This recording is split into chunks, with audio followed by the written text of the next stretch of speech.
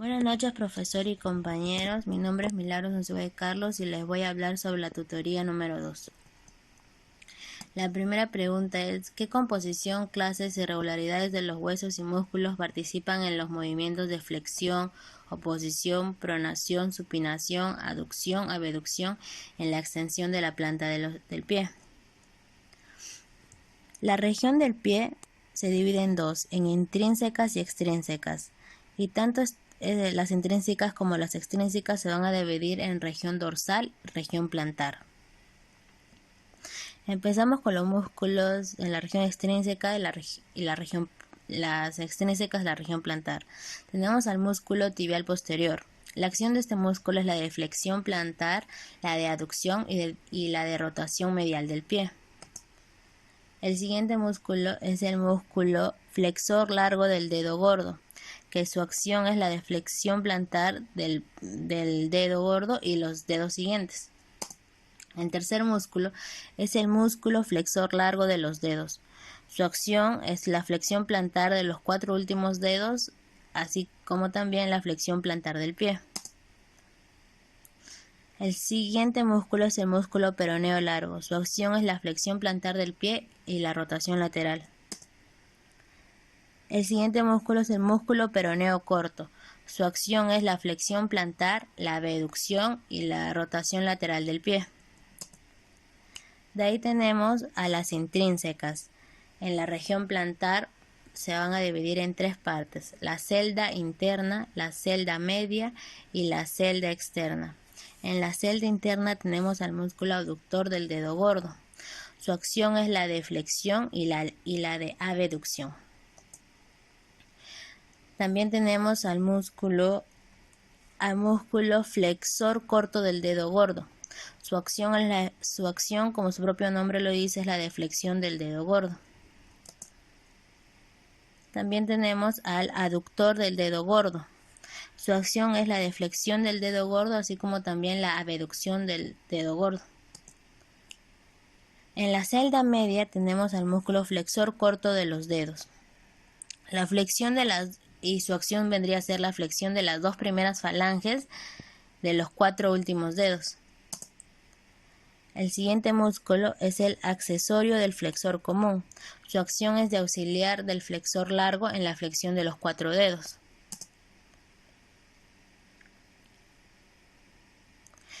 El siguiente músculo son los músculos lumbricales, que vendrían a ser 4, que su acción sería la de flexionar la falange proximal y extender las otras 2. El siguiente músculo son los interóseos. Tenemos a 3 en la parte plantar y 4 en la parte dorsal. Su acción de estos músculos son la de flexionar la falange proximal y la de aducción de los dedos. En la celda externa tenemos al músculo separador del quinto dedo. Su acción es la de flexión y abducción del quinto dedo.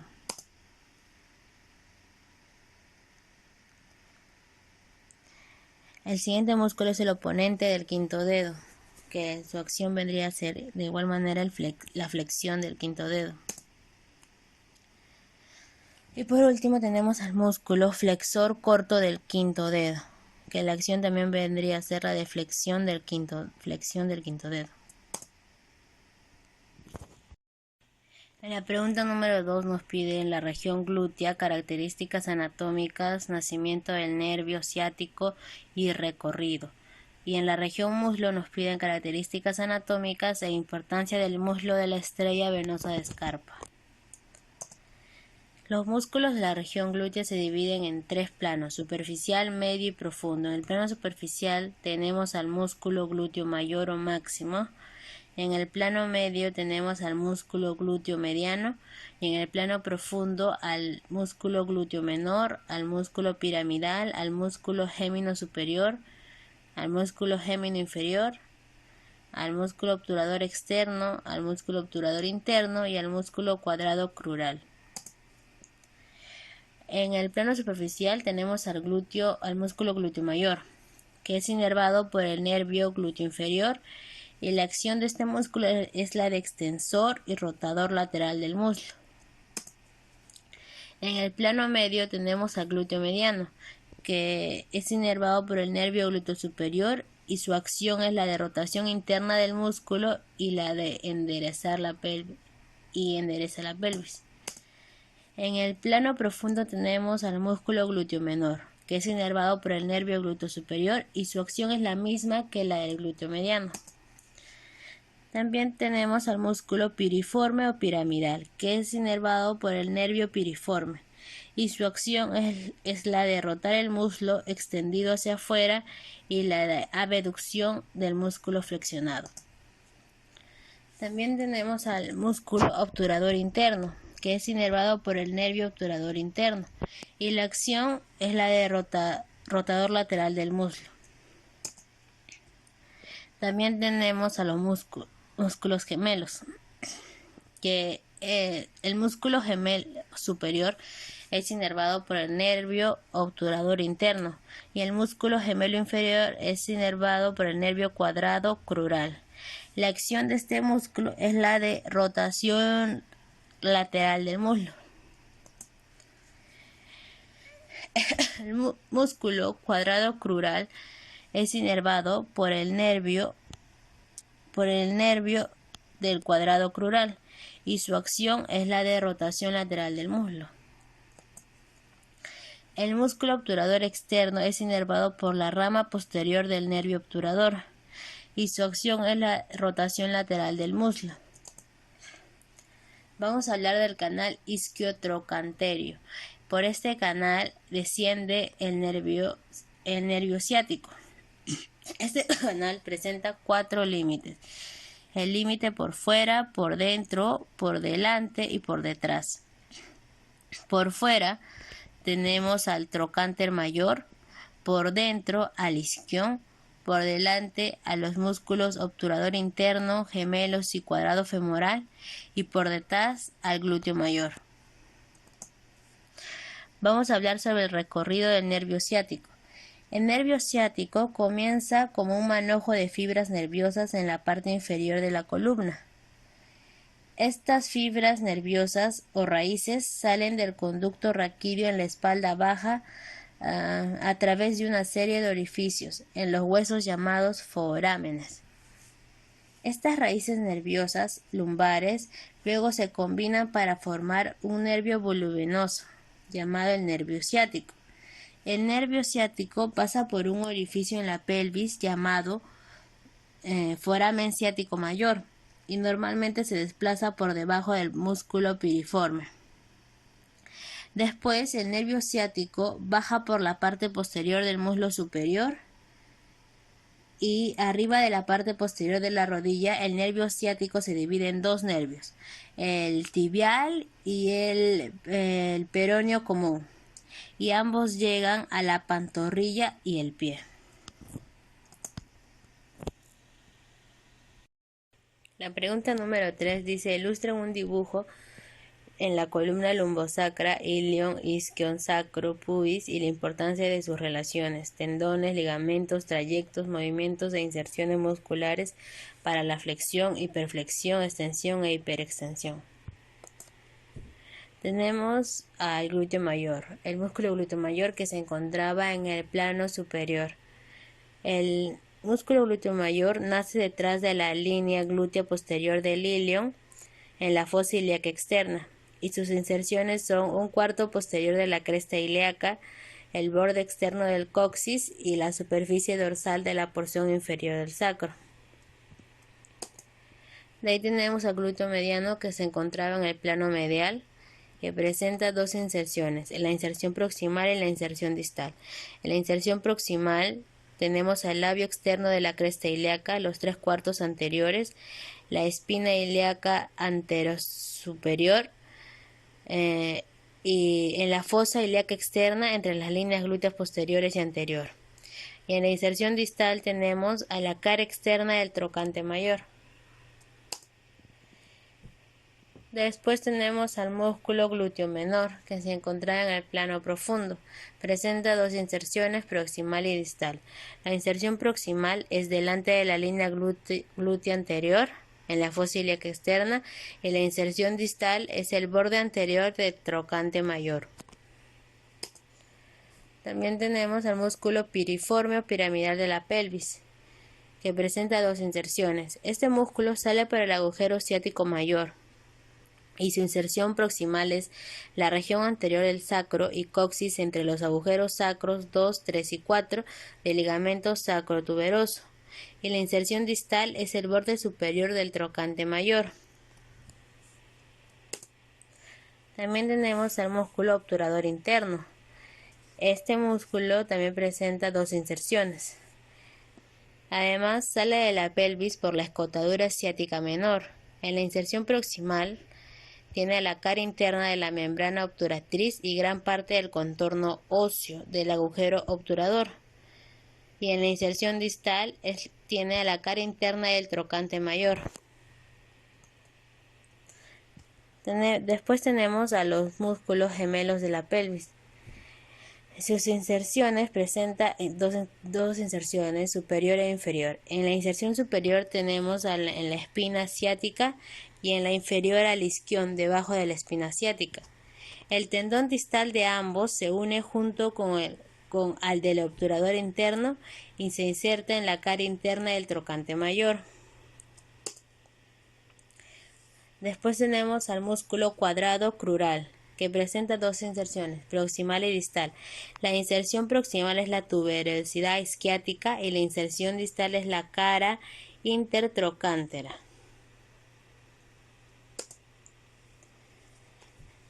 Después tenemos al músculo obturador externo, que también de igual presenta dos inserciones, proximal y distal. En la inserción proximal tenemos a la cara externa de la membrana obturatriz y gran parte del reborde del agujero obturador. Se dirige por delante del cuadrado crural. Y en la inserción distal tenemos a la fosita digital en conjunto al tendón común de los gemelos y el obturador interno.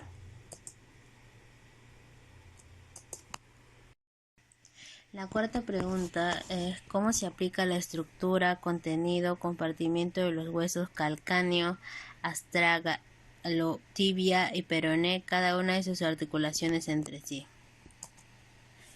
Comenzamos con el grupo superficial del músculo del compartimiento posterior de la pierna. Ahí encontramos a tres músculos, el músculo plantar, el músculo gastrocnemio y el músculo sóleo. Las inserciones de esos músculos son a través del tendón del calcáneo en la superficie posterior del calcáneo y son inervados por los siguientes nervios. El músculo gastrocnemio es inervado por el nervio tibial, el músculo plantar es inervado por el nervio tibial y el músculo sóleo también es inervado por el nervio tibial. En el grupo profundo de músculos del compartimiento posterior de la pierna tenemos al músculo popliteo, al músculo flexor largo, al músculo tibial posterior y al flexor largo del dedo gordo. En la inervación tenemos que el músculo popliteo es inervado por el nervio tibial, el músculo flexor largo del dedo gordo es inervado por el nervio tibial, el músculo flexor largo de los dedos es inervado también por el nervio tibial y por último el músculo tibial posterior es inervado por el nervio tibial. En sus inserciones el músculo tibial se inserta por la superficie posterior de la porción proximal de la tibia. El músculo flexor largo del dedo gordo se inserta en la superficie plantar de la falange distal del dedo gordo. Y el músculo flexor largo de los dedos en la superficie plantar de las bases de las falanges distales de los 4 dedos laterales. Y por último, el músculo tibial posterior, sobre todo en la tuberosidad de la región navicular y adyacente del cuneiforme medial. Las arterias, venas y nervios que pasan por esta región posterior. Las arterias tenemos a la arteria poplitea. La arteria poplitea proporciona el principal aporte sanguíneo de la pierna y el pie. Tiene dos ramas, la rama arteria tibial posterior y la rama arteria tibial anterior. Las venas profundas del compartimento posterior suelen seguir a las arterias. Y los nervios. En la región posterior se encuentra el nervio tibial, que es un ramo principal del nervio ciático que desciende al compartimento posterior desde la fosa poplitea. Ahora tenemos a los músculos del compartimento lateral de la pierna. En la inervación de estos músculos tenemos que el peroneo largo, que es un músculo que se encuentra en el compartimento lateral junto con el peroneo corto. El peroneo largo es inervado por el nervio peroneo superficial y el músculo peroneo corto es inervado por el nervio peroneo superficial. Inserciones. El peroneo largo se inserta en la superficie inferior de las caras laterales del extremo distal del cuneiforme medial y base del primer metatarsiano. Y el músculo peroneo corto se inserta en el tubérculo lateral de la base del quinto metatarsiano.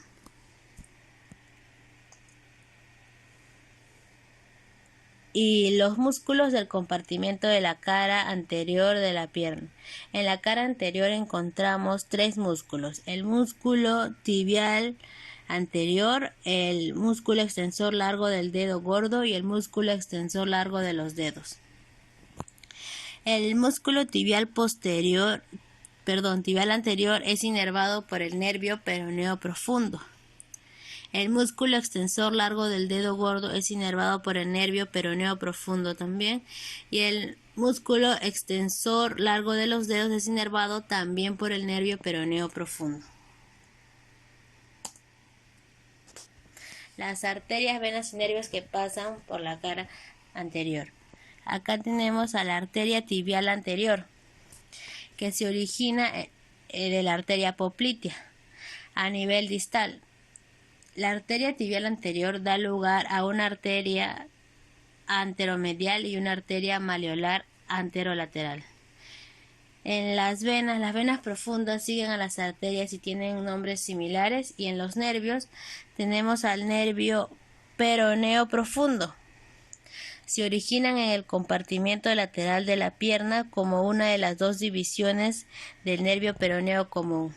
Este nervio inerva los músculos del compartimento anterior. Después tenemos a los huesos del pie. En los huesos del pie encontramos los tarsos, los metatarsos y los huesos de los dedos. En los huesos de los dedos se dividen en falanges proximales, mediales y distales. En los huesos del tarso se dividen en 7: astrágalo, calcáneo, navicular, primer cuneiforme, segundo cuneiforme, tercer cuneiforme y cuboides. El astrágalo, su función es de transmitir todo el peso del cuerpo al pie. Este hueso, a diferencia de la mayoría de los huesos, presenta una irrigación sanguínea en sentido retrógrado, de distal a proximal. Y también la falta de origen e inserción muscular, por lo que su posición va a depender de otras estructuras óseas. El hueso calcáneo. En este encontramos dos músculos, el músculo abductor de hallux y el flexor corto de los dedos.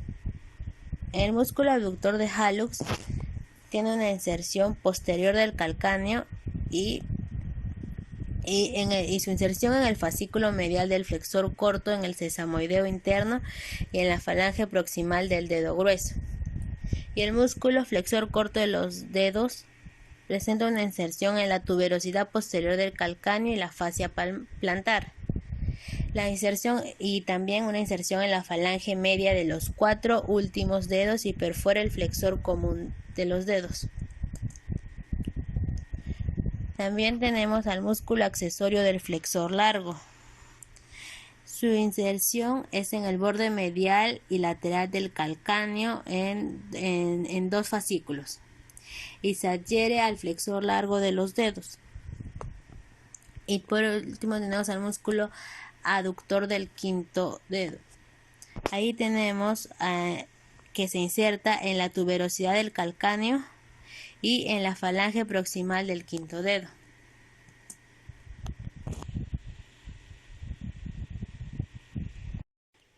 La pregunta número 5 es: ¿qué predicciones puede hacer sobre la tibia, peroné y el plexo? La importancia de la grasa, sistema venoso, sistema linfático y arterial para explicar cómo la pierna o los dedos en conjunto pueden realizar flexión y extensión. La tibia. La tibia en el extremo superior de esta está formado por carillas articulares, la eminencia intercondilia y la tuberosidad tibial. Las carillas articulares son cavidades que albergan a los cóndilos del fémur, y la tuberosidad tibial sirve para la inserción del ligamento rotuliano. El peroné. El peroné está formada por el malleolo lateral. Presenta su cara articular que se articula con la cara malleolar lateral del astrágalo, y en la porción posteromedial del malleolo presenta una depresión, la fosa malleolar posterior. El plexo lumbar. El plexo lumbar es la unión de los nervios lumbares y un torácico. El nervio torácico T12 y la unión de los lumbares L1, L2, L3, L4 y L5. Y nos dan ramas terminales como el nervio iliohipogástrico, el nervio ilioinguinal, el nervio ganitofemoral, el nervio cutáneo lateral femoral, el nervio femoral, el nervio obturador accesorio, el nervio obturador. Los nervios de la pierna.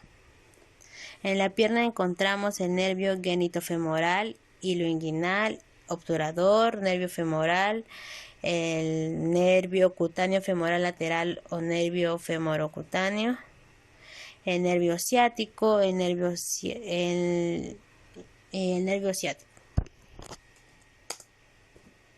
Las arterias de la pierna. Ahí encontramos a la arteria femoral profunda, la arteria poplitea, la arteria tibial posterior, la arteria tibial anterior y la arteria arqueada o metatarsiana. Vamos a hablar sobre los músculos que participan en la flexión.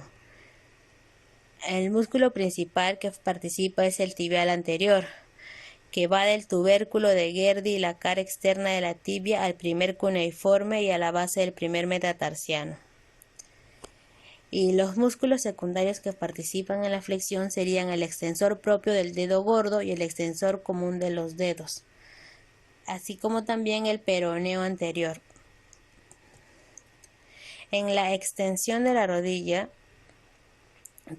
los músculos que lo realizan vendrían a ser los cuádriceps, el recto anterior del muslo, el crural, el vasto externo, el vasto interno largo y el vasto interno corto. El rango de este movimiento vendría a ser de 135 grados a 0 grados. Y por último, la pregunta número 6. ¿Qué juicios puede hacer sobre la región poplitea, el plexo y de por qué el pie o los dedos realizan extensión y se separan? Región de la pierna, constitución muscular, sistemas nerviosos, arterial y venoso. Reparos, la pata de ganso, anillo crural, tendón de Aquiles. La región poplitea.